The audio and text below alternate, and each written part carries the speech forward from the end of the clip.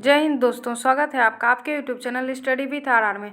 दोस्तों, आज हम लोग जीके के महत्वपूर्ण 50 क्वेश्चन को देखने वाले हैं, जो कि ज्ञान बिंदु जीएस एकेडमी के द्वारा डेली टेस्ट सीरीज के माध्यम से ऑफलाइन सेंटर पर चलाया जाता है। तो उसी के 50 महत्वपूर्ण क्वेश्चन को आज हम लोग फिर इसमें देखने वाले हैं। कल हम लोगों ने देखा था साइंस के 50 महत्वपूर्ण क्वेश्चन, और आज हम लोग सोशल साइंस के 50 क्वेश्चन देखेंगे। इसके सभी प्रश्न जो है बहुत ही इंपॉर्टेंट है, जो किसी भी परीक्षा में हूबहू देखने को मिल जाते हैं। तो आप लोग वीडियो को लास्ट तक ज़रूर देखिएगा, क्योंकि ये जो प्रश्न हैं सभी बहुत ही इंपॉर्टेंट हैं। और अगर आप पहली बार हमारे चैनल पर विजिट कर रहे हैं तो चैनल को सब्सक्राइब कर बेल आइकन ज़रूर प्रेस करें। चलिए शुरू करते हैं। आज का हम लोग पहला प्रश्न देखते हैं इसमें। और इसमें पहला प्रश्न दिया हुआ है कि शंख का बना बैल सिंधु सभ्यता के अंतर्गत किस स्थान से मिला था। तो शंख का बना बैल जो है सिंधु सभ्यता के अंतर्गत हड़प्पा से मिला था। हड़प्पा जो है इसका खोज जो है 1921 ईस्वी में दयाराम साहनी के द्वारा किया गया था, 1921 ईस्वी में। और वर्तमान समय में जो है हड़प्पा पाकिस्तान के रावी नदी के तट पर पड़ता है। हड़प्पा से और भी बहुत सारे महत्वपूर्ण चीज़ देखने को मिले थे, तो खोजा गया था। इसमें पहला जो था कि गेहूं का प्रमाण जो मिला है ये हड़प्पा से ही मिला था। उसके बाद स्त्री के नाभि से जो निकलता हुआ पौधा हड़प्पा से ही मिला था। RS-37 नामक कब्रिस्तान हड़प्पा से ही मिला था। और जो शंख का बना हुआ बैल यहाँ पे दिया हुआ है हड़प्पा से ही मिला था। तो इसका आंसर जो यहाँ पे हो जाएगा ये ऑप्शन नंबर ए हो जाएगा। चन्हू दरों से जो है, चन्हू दरों से हाथी, ईंट, लिपस्टिक आदि बहुत सारे सामान चन्हू दरों से देखने को मिले थे। और सुरकुर्दा से घोड़े की अस्थियों का प्रमाण जो है सुरकुर्दा से मिला है। वही बनवाली जो यहाँ पे दिया है ऑप्शन में, बनवाली से जो है उत्तम कोटि का जो जौ मिला था, ये उत्तम कोटि का जो ये बनवाली से ही मिला था का प्रमाण। आगे हम लोग क्वेश्चन नंबर 2 देखेंगे। अब क्वेश्चन नंबर 2 में दिया है, वीडियो को आप लोग लास्ट तक ज़रूर देखिएगा, इसके सभी क्वेश्चन इंपॉर्टेंट है। और वीडियो अगर पसंद आए तो लाइक ज़रूर करें, लाइक और कमेंट ज़रूर करें। इसमें दूसरा प्रश्न दिया हुआ है कि निम्नलिखित में कौन सा विकल्प असत्य है। तो इसमें जो दिया हुआ है पहला देख लेते हैं हम लोग। ये जो दिया हुआ है ये जैन तीर्थंकर है और प्रतीक चिन्ह है। तो जैन धर्म में जो है टोटल 24 तीर्थंकर हुए थे। उसमें जो पहला तीर्थंकर था 24 तीर्थंकर में प्रथम जो थे ये ऋषभ देव थे। और इनका जो ऋषभ देव का प्रतीक चिन्ह था वो सांड या बैल था। इसमें हम लोग देख लेते हैं। इसमें जो दिया हुआ है सुविधिनाथ जो दिया हुआ है ये बिल्कुल सही दिया हुआ है। ये जो है 9वें तीर्थंकर थे। और इसका जो है प्रतीक चिन्ह मकर, ये भी सही दिया हुआ है। फिर ऑप्शन बी में दिया हुआ है शीतलनाथ जो है ये जो थे ये 10वें तीर्थंकर हुए। और इनका जो प्रतीक चिन्ह दिया हुआ है ये भी श्रीवत्स सही दिया हुआ है। उसके बाद फिर दिया है श्रेयासनाथ जो थे ये 11वें तीर्थंकर हुए। और गेंडा इसका प्रतीक चिन्ह सही दिया हुआ है। ये जो डी ऑप्शन में दिया हुआ है वसुत पूज्य जो थे ये 12वें तीर्थंकर थे। और इनका प्रतीक चिन्ह जो है ये बराह यहाँ पे दिया हुआ है, जो कि यही गलत हो गया। बराह नहीं होता यहाँ पे, भैंसा होता, महिषा या भैंसा। तो ये गलत दिया हुआ है। इसका आंसर ऑप्शन डी हो जाएगा। गलत ही असत्य ही कथन पूछ रहा था तो। और वराह जो यहाँ पे दिया हुआ है वराह जो हो जाएगा ये 13वें तीर्थंकर जो थे विमलनाथ, उनका जो प्रतीक चिन्ह था वो वराह था। तो इसका आंसर ऑप्शन डी हो गया। आगे हम लोग देखते हैं क्वेश्चन नंबर 3।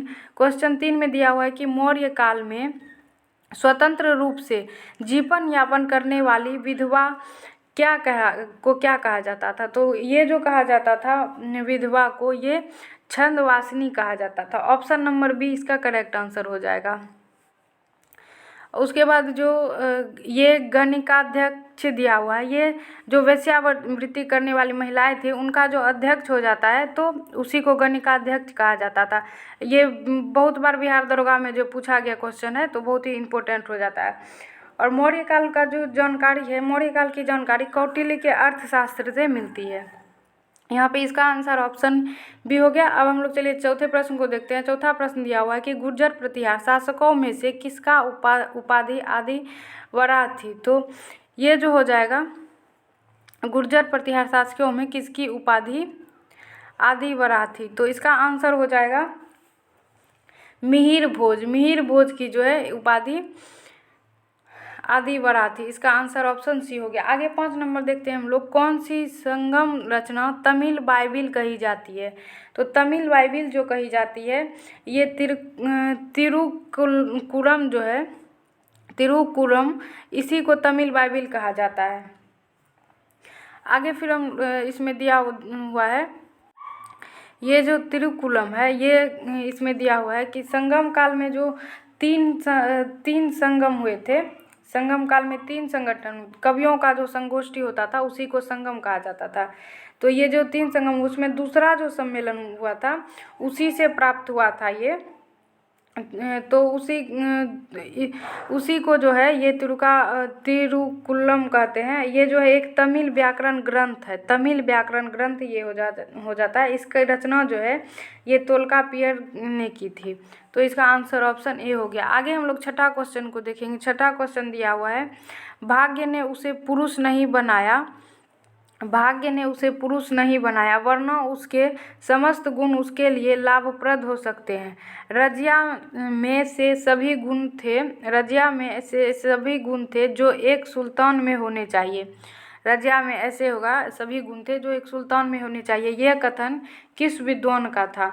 तो ये जो कथन है रजिया सुल्तान के लिए कहा था, ये मिन्हाज उल सिराज जो है उन्हीं का कथन है।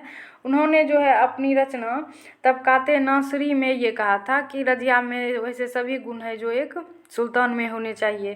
तो ये मिन्हाज उल सिराज की रचना तबकाते नासरी में कहा गया। आगे देखते हैं हम फिर नेक्स्ट क्वेश्चन को, विजयनगर साम्राज्य में जिला को क्या कहा जाता था? तो विजयनगर साम्राज्य में जिला को क्या कहा जाता था? विजयनगर साम्राज्य की जो स्थापना है ये 1336 ईस्वी में हरिहर एवं बुक्का के द्वारा किया गया था, कर्नाटक के क्षेत्र में। और विजयनगर साम्राज्य में जो है जिला को कहा हरिहर एवं बुक्का के समय, कृष्णदेव राय के समय जो है ये बहुत बड़ा साम्राज्य का विस्तार हुआ, तो उसे ही बहुत सारे प्रांतों में विभक्त कर दिया गया था। तो इसीलिए प्रांत जो है, प्रांत को कहा गया था उस टाइम मंडल, मंडल कहा जाता था, और मंडल कहा जाता था प्रांत। और जिला या फिर जिला को ही सरकार कहा जाता था, तो उसे कहा जाता था वालनाडु, जो कि यहाँ ऑप्शन बी में दिया गया है। तो इसका आंसर तो ऑप्शन बी हो जाएगा।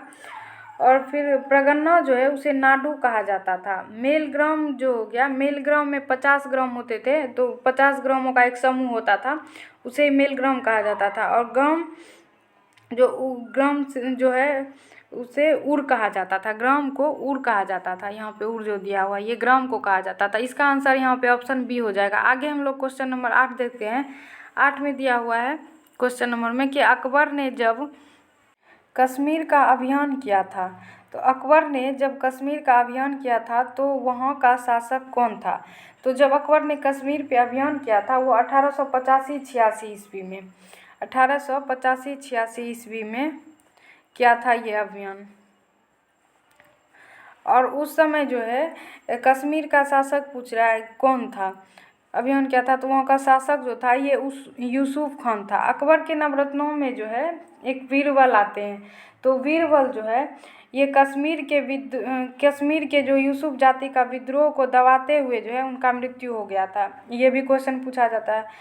और इसका आंसर तो यहाँ पे ऑप्शन डी हो गया। यहाँ पे ऑप्शन सी में जो दिया हुआ है दाऊद खान, दाऊद खान जो है अकबर ने जब 1574 और 76 में के बीच लगभग जो है बिहार पर आक्रमण किया था, तो उस समय बिहार और बंगाल का जो शासक था ये दाऊद खान था। ये भी बहुत भी आई क्वेश्चन हो जाता है, तो इसे भी ध्यान रखिएगा कि दाऊद खान बिहार और बंगाल का शासक था जब 1574 और 76 के बीच जो है अकबर ने बंगाल और बिहार पर आक्रमण किया था। ऑप्शन ए में जो दिया हुआ है कि हकीम मिर्ज़ा जो है जब अकबर ने काबुल पर आक्रमण किया था तो उस समय काबुल का शासक हकीम मिर्ज़ा था। और फिर जो सिंध पर जब आक्रमण किया था तो वहाँ का शासक जो है ये जहानाबाद बेग था। इसका आंसर यहाँ पे ऑप्शन नंबर डी हो जाएगा। आगे हम फिर देखते हैं क्वेश्चन नंबर 9 को, तृतीय कर्नाटक युद्ध का तात्कालिक कारण क्या था? तो तृतीय कर्नाटक युद्ध का जो तात्कालिक कारण था ये हो जाएगा कि फ्रांस की सरकार द्वारा काउंट लाली की भारत के संपूर्ण फ्रांसीसी क्षेत्रों के सैनिक एवं असैनिक अधिकारों को प्रदान किया जाना था। इसका आंसर जो हो जाएगा यहाँ पे ऑप्शन बी हो जाएगा। यहाँ पे जो कर्नाटक युद्ध दिया हुआ है, कर्नाटक युद्ध जो है जो कि जो है कर्नाटक युद्ध जो हुआ था ये हो गया था दो यूरोपीय कंपनियों के बीच हुआ था, जो कि ब्रिटिश और फ्रांसीसी थे, उसी के बीच ये कर्नाटक युद्ध हुआ था। टोटल 3 युद्ध कर्नाटक के हुए थे। उसमें पहला जो हुआ था ये 1746 से 48 हुआ था, दूसरा जो है 49 से 54 और तीसरा जो है 1756 से 63 के बीच हुआ था। ये जो तीसरा कर्नाटक का युद्ध हुआ था इसमें ब्रिटिशों की जीत हुई थी और इसका जो अंत हुआ था 1763 ईस्वी में, ये हुई थी पेरिस की संधि के तहत इसका अंत हुआ था। तो इसका आंसर यहाँ पे जो हो जाएगा ऑप्शन नंबर बी हो जाएगा। आगे हम लोग क्वेश्चन नंबर 10 को देखते हैं। क्वेश्चन नंबर 10 में जो दिया हुआ है कि 1857 की क्रांति में ब्रिगेडियर जनरल नील विद्रोह दबाने में महत्वपूर्ण भूमिका निभाया था। इसका मृत्यु कहाँ हुआ था? तो इसका जो मृत्यु हुआ था ये लखनऊ में हो गया था। इसका आंसर ऑप्शन सी हो जाएगा। आगे हम लोग देखते हैं क्वेश्चन नंबर 11, नामधारी आंदोलन किसके द्वारा चलाया गया था? तो ये जो नामधारी आंदोलन चलाया गया था ये चलाया गया था बाबा राम सिंह कुका के द्वारा। बाबा राम सिंह कुका के द्वारा। ऑप्शन नंबर डी इसका सही हो जाएगा। इसमें जो भगत जवाहर दिया हुआ है ऑप्शन नंबर ए में, ये पंजाब के क्षेत्र में जो कुका आंदोलन चला था उसका नेतृत्व जो है भगत जवाहर के द्वारा किया गया था। ये जादो नाग दिया हुआ है, नागा विद्रोह का नेतृत्व जादो नाग के द्वारा किया गया था। इसका आंसर यहाँ पे ऑप्शन डी हो गया। आगे हम लोग देखते हैं भारतीय धन के बहिर्गमन एवं भारत से होने वाले ब्रिटिश औपनिवेशिक व्यय की जांच हेतु बेल्वी कमीशन का गठन कब किया गया? तो ये जो बेल्वी कमीशन का गठन किया गया था ये किया गया था 1895 ईस्वी में। और ये जो है गठन ये उदारवादियों की देन मानी जाती है इसका गठन। ऑप्शन नंबर ए इसका करेक्ट हो गया। आगे फिर हम लोग देखते हैं किस आंदोलन के दौरान वैलेंटाइन सिरोल ने बाल गंगाधर तिलक को भारतीय अशांति का जनक कहा था? तो बाल गंगाधर तिलक को भारतीय अशांति का जनक जो कहा गया था वैलेंटाइन सिरोल के द्वारा, ये कहा गया था स्वदेशी आंदोलन के दौरान। बाल गंगाधर तिलक ने जो स्वराज हमारा जन्मसिद्ध अधिकार है इसे हम लेकर रहेंगे, ये नारा भी बाल गंगाधर तिलक के द्वारा दिया गया था। इसका आंसर ऑप्शन नंबर बी हो गया। आगे 14 नंबर क्वेश्चन देखते हैं। दिया हुआ कौन सा जगह थी जहां अखिल भारतीय किसान सभा का पहला अधिवेशन हुआ था? तो पहला अधिवेशन जो है लखनऊ में हुआ था। इसका आंसर यहाँ पे ऑप्शन नंबर सी हो जाएगा। जालियांवाला बाग नरसंहार पर कांग्रेस जांच समिति की रिपोर्ट का प्रारूप लिखने का कार्य सौंपा गया था? तो ये जो प्रारूप लिखने का कार्य सौंपा गया था ये महात्मा गांधी को सौंपा गया था। इसका आंसर ऑप्शन बी हो जाएगा। जालियांवाला बाग जो यहाँ पे नरसंहार दिया है ये हुआ था 13 अप्रैल 1919 ईस्वी को। ध्यान में रखिएगा। आगे हम लोग देखते हैं क्वेश्चन नंबर 16 को। दिया हुआ है उच्च एशिया की रीढ़ किस हिमालय को कहा जाता है? उच्च एशिया की रीढ़ किस हिमालय को कहा जाता है? तो ये जो कहा जाता है ये ट्रांस हिमालय को कहा जाता है। ट्रांस हिमालय के काराकोरम श्रेणी को जो है कहा जाता है। आगे फिर हम लोग देखते हैं बिहार स्थित कैमूर हिल किस श्रेणी का हिस्सा है? तो बिहार स्थित कैमूर हिल जो है ये विंध्य श्रेणी का हिस्सा है। इसका आंसर ऑप्शन नंबर डी यहाँ पे हो जाएगा करेक्ट। आगे हम लोग क्वेश्चन नंबर 18 देखते हैं। निम्नलिखित में से किस नदी को गौरी गंगा के नाम से भी जाना जाता है? तो गौरी गंगा के नाम से जो जाना जाता है ये जाना जाता है शारदा नदी को। ऑप्शन नंबर बी इसका करेक्ट आंसर हो गया। आगे दिया हुआ है कि पश्चिमी विक्षोभ किस प्रकार की फसल के लिए अत्यधिक लाभदायक होती है? तो पश्चिमी विक्षोभ जो है ये उत्तर पश्चिम भाग में वर्षा कराती है जो कि नवंबर दिसंबर के महीने में होता है। तो ये जो हो जाएगा ये रबी फसल के लिए, रबी फसल की जो बुआई होती है नवंबर दिसंबर महीने में होती है। तो ये रबी फसल के लिए जो अत्यधिक लाभदायक होती है। आगे हम लोग फिर क्वेश्चन नंबर 20 को देखेंगे। क्वेश्चन नंबर 20 में दिया हुआ है कि ब्रजपोहा जलप्रपात किस नदी पर स्थित है? तो ये जो जलप्रपात स्थित है ये मांडवी नदी पर स्थित है। मांडवी नदी ऑप्शन नंबर डी में दिया हुआ है। गोवा राज्य में जो कि स्थित है मांडवी नदी उसी पर स्थित है। कावेरी जो दिया हुआ है ये कावेरी नदी पर जो है शिव समुद्रम जलप्रपात स्थित है। और नर्मदा पर जो है ये दुग्धरा या कपिलधारा जो है जलप्रपात स्थित है नर्मदा नदी पर। आगे फिर हम लोग देखेंगे क्वेश्चन नंबर 21। इसमें दिया है निम्नलिखित में कौन सा विकल्प असत्य है? तो यहाँ कच्छ वनस्पति स्थल राज्य दिए हुए हैं। इसका जो असत्य दिया हुआ है इसमें ये धर्मा लिखा हुआ है। यहाँ पे धर्मा का जो हो जाएगा उड़ीसा होगा, यहाँ पे गुजरात दिया हुआ है तो यही गलत हो गया। इसका जो हो जाएगा ये उड़ीसा हो जाएगा यहाँ पे, तो ये गलत हो गया। आंसर असत्य ही पूछ रहा था तो इसका आंसर हो गया यहाँ पे ए। आगे फिर जो दिया हुआ है ये कुंडापुरम कर्नाटक, ये सही है। वेतारना महाराष्ट्र सही है, और कोजुवेली ये तमिलनाडु, ये भी सही है। इसका आंसर ऑप्शन ए हो गया। आगे हम लोग क्वेश्चन नंबर 22 को देखते हैं। 22 में दिया हुआ है सरदार सरोवर परियोजना से सर्वाधिक दुष्प्रभावित निम्नलिखित में कौन सा है? तो दुष्प्रभावित जो है सर्वाधिक, ये मध्य प्रदेश हो जाएगा। और सर्वाधिक लाभान्वित अगर पूछे तो वो गुजरात हो जाएगा। सरदार सरोवर से सर्वाधिक लाभान्वित गुजरात, और दुष्प्रभावित यहाँ पे दिया है तो वो मध्य प्रदेश हो जाएगा। आगे हम लोग फिर देखेंगे क्वेश्चन नंबर 23, निम्नलिखित में कौन सा विकल्प असत्य है? तो असत्य इसमें जो दिया हुआ है स्थानांतरित कृषि और राज्य दिया हुआ है यहाँ पे। तो स्थानांतरित कृषि जिसे झूम कृषि भी कहा जाता है, इसमें जो दिया हुआ है ऑप्शन नंबर ए में ये दिया हुआ है बेगमा, मेघालय, जो कि सही दिया हुआ है। बेगमा कहा जाता है मेघालय में स्थानांतरित कृषि को। उसके बाद जो फिर दिया हुआ है कि कुमारी, ये पश्चिम घाट, ये भी सही दिया हुआ है। कुमारी कहा जाता है पश्चिमी घाट में। नेक्स्ट दिया हुआ है कुरवा। कुरवा जो इसमें छत्तीसगढ़ दे दिया है, जो कि छत्तीसगढ़ नहीं होता, यही गलत हो गया, असत्य पूछ रहा था। तो इसका आंसर तो ऑप्शन सी हो गया। कुरवा जो है ये छत्तीसगढ़ नहीं होता, यहाँ पे झारखंड हो जाता। छत्तीसगढ़ में जो है ये डेप्पा या डहिया या देवर कहा जाता है। छत्तीसगढ़ में जो कहा जाता है ये डेप्पा कहा जाता है, डेप्पा या डहिया। तो इसका आंसर ऑप्शन सी हो गया। ये जो दिया हुआ है पलामू, ये मणिपुर, ये भी बिल्कुल करेक्ट दिया हुआ है। कुरवा जो है ये झारखंड में कहा जाता है। आगे फिर हम लोग क्वेश्चन नंबर 24 को देखेंगे। 24 में दिया हुआ है कि निम्नलिखित पर विचार कीजिए। तो निम्नलिखित पर विचार कीजिए। पहला दिया हुआ है कि बालघाट हीरों की खान के लिए जाना जाता है, जो कि गलत दिया हुआ है। बालघाट जो हो जाएगा ये मध्य प्रदेश में है, और ये हीरों की खान के लिए नहीं बल्कि मैगजीन के लिए प्रसिद्ध है। ये गलत हो गया, यहाँ पे हीरा नहीं होता, यहाँ पे मैगजीन के लिए। आगे फिर दिया हुआ है कि मझगांव मैगजीन के भंडार के लिए जाना जाता है। ये मझगांव जो मैगजीन के लिए नहीं बल्कि यहाँ पे जो है हीरा के लिए जाना जाता है, हीरा के लिए। और ये भी एमपी में ही पड़ जाता है, दोनों है एमपी में।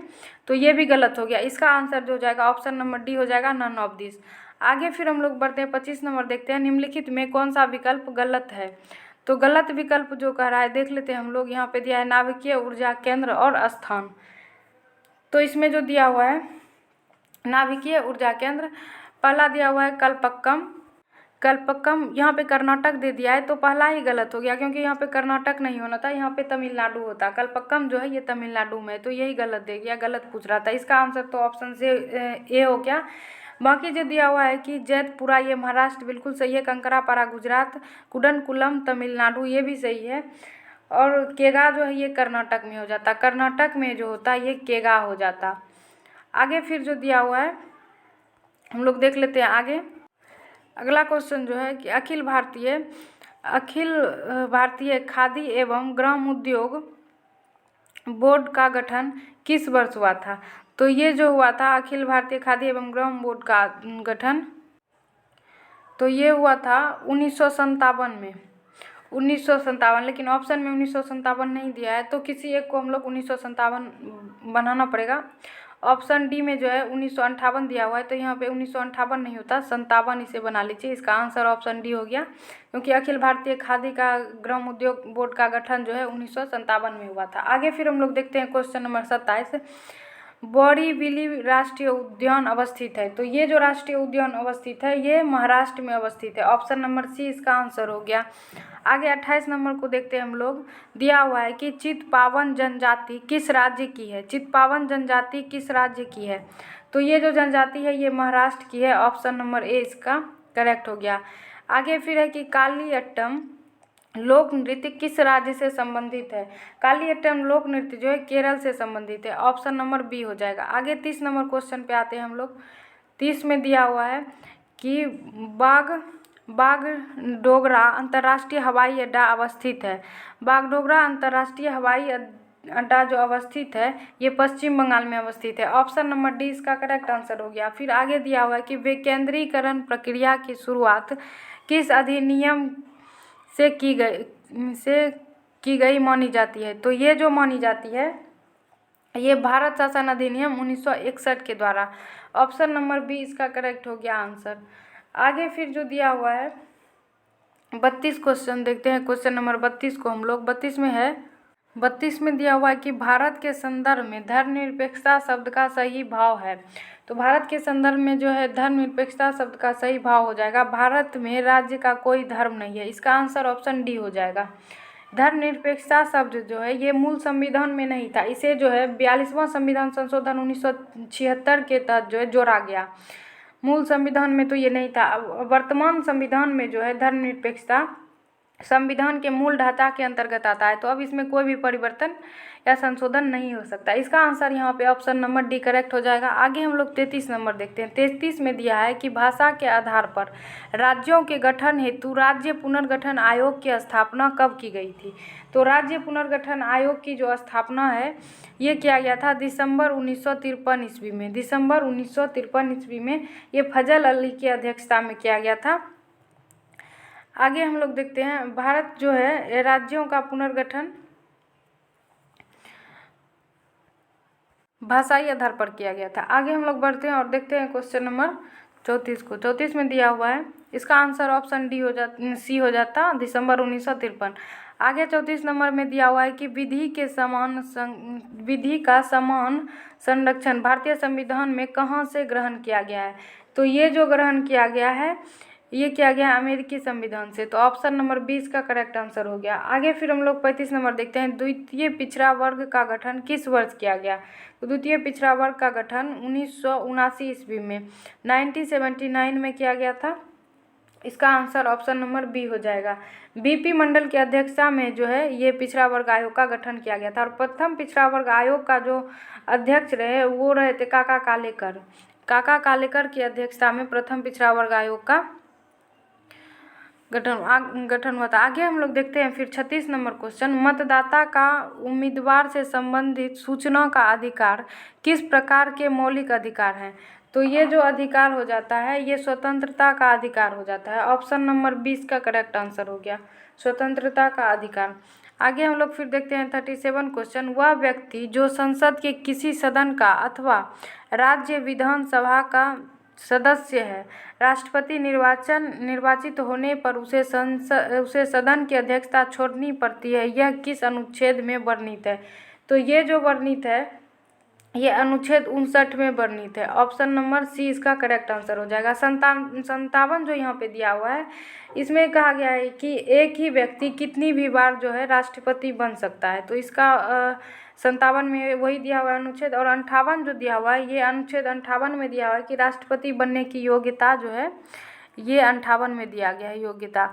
और अनुच्छेद 255 जो है, अनुच्छेद 255 में ये कहा गया है कि केंद्र सरकार का ये कर्तव्य होगा कि वह राज्यों को जो है बाह्य आक्रमण और आंतरिक अशांति से जो है से रक्षा करे, बचाए। तो इसका जो हो जाएगा आंसर यहाँ पे ऑप्शन सी हो जाएगा। आगे फिर हम लोग देखते हैं क्वेश्चन नंबर 38 में दिया हुआ है आपातकाल के दौरान राजनीतिक स्तर पर आपदा प्रबंधन का सर्वोसर्वा कौन होता है। तो ये जो हो जाता है यहाँ पे प्रधानमंत्री हो जाएगा। ऑप्शन नंबर ए इसका करेक्ट आंसर हो गया। आगे 39 में दिया हुआ है कि संघ लोक सेवा आयोग के अध्यक्ष एवं सदस्यों के आचरण की किसके द्वारा जांच की जाती है। तो इसका ऑप्शन हम लोग देख लेते हैं किसके द्वारा जांच की जाती है। तो इसमें दिया हुआ है राष्ट्रपति, प्रधानमंत्री, सर्वोच्च न्यायालय और कैबिनेट सचिव। तो ये जो जांच की जाती है सर्वोच्च न्यायालय के द्वारा। इसका आंसर ऑप्शन सी हो जाएगा यहाँ पे। आगे 40 नंबर को हम लोग देखते हैं। 40 में दिया हुआ है कि निम्नलिखित में से, इसको छोटा कर लेते हैं हम लोग ताकि पूरा पढ़ सकें, निम्नलिखित में से कौन सा विकल्प असत्य है। तो इसमें विकल्प जो दिया हुआ है हम लोग देख लेते हैं। पहला दिया हुआ है इसमें कि जो विधेयक लोकसभा से लंबित है अथवा लोकसभा से पारित हो चुका है किंतु राज्यसभा में लंबित है, ऐसे सारे विधेयक लोकसभा के विघटन से समाप्त हो जाते हैं।